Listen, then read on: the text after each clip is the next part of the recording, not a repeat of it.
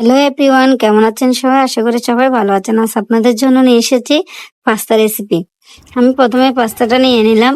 এরপর আমি জল বসিয়ে দিলাম পাস্তা সিদ্ধ করার জন্য। অন্য পাশে কড়াই বসিয়ে দিলাম, তেলটা গরম হতে দিলাম। এরপর আমি পাস্তার জন্য উপকরণ নিলাম: টমেটো কুচি, মাংস কুচি, পেঁয়াজ, এরপর কাঁচামরিচ, সাথে দুটো ডিম ফেটে নিলাম। এরপর পানিটা হালকা গরম হওয়ার পর আমি পাস্তাগুলো দিয়ে দিলাম সিদ্ধ হওয়ার জন্য। হালকা একটু লবণ, অল্প একটু হলুদ দিলাম। অন্যদিকে পেঁয়াজটা ভাজার জন্য দিয়ে দিলাম, সাথে মরিচ কুচিগুলো দিয়ে দিলাম। দেওয়ার পর অনবরত নাড়তে থাকবেন মিডিয়াম আঁচে রেখে। এরপর ভাজা ভাজা হয়ে আসলে মাংস কুচিগুলো দিয়ে দিবেন।